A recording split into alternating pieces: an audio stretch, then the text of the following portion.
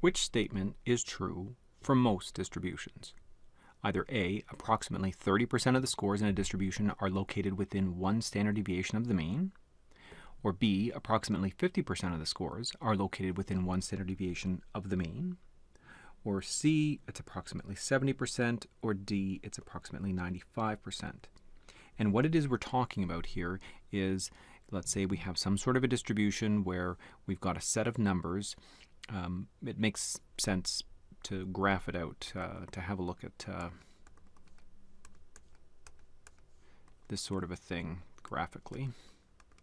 So let's say I've got a distribution of some values here. So let's say that my average is in and around here. So let's call this 1, 2. These are my scores. 1, 2, 3, 4, 5, 6, and so on. And then up on the side here, I've got my frequencies. And so maybe this is where I've got a frequency of 1, 2, and so on. 4, 5, and 6. Okay.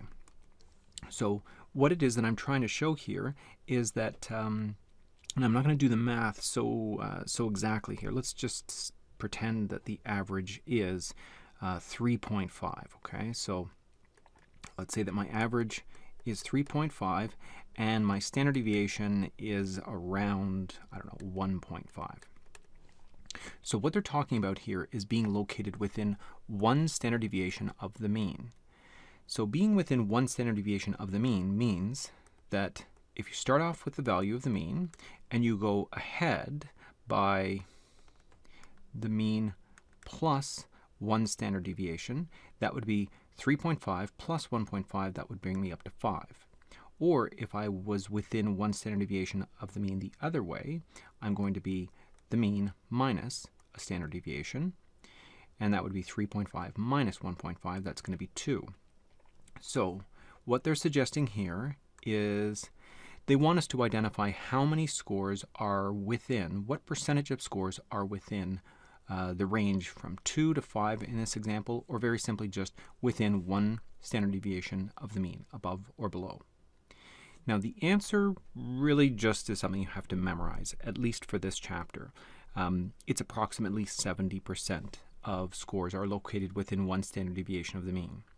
I don't really like when you have to answer, I don't like telling you that you have to just memorize answers, but we will get to the proper understanding of this once we get to the videos that walk you through z-scores and how z-scores work with a normal distribution. So until we get up to the chapter dealing with z-scores, this is simply just something you have to memorize, that 70% of scores fall within one standard deviation of the mean. On my graph here, that would look like this. If this is 3.5 here, then to go up to 5 would take me to about there, and down to 2 would take me to about there. And so that's like saying that within that range, this is about 70% of the scores that I'm shading in here. So the majority, a little more than 2/3 of the scores, sit within that range. Now this is just a made-up distribution and I didn't do the math properly. I just wanted to show you what they mean by the bulk of the distributions sitting close to the mean, in fact close enough to be within one standard deviation.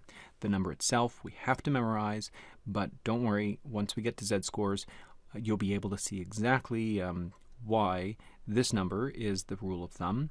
In fact, it's not even 70%, it's a little bit less than that.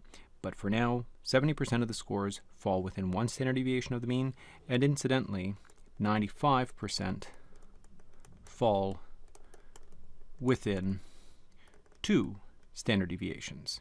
So if I went back another 1.5 or ahead another 1.5, I would find that almost every single score is within 2 standard deviations of the mean.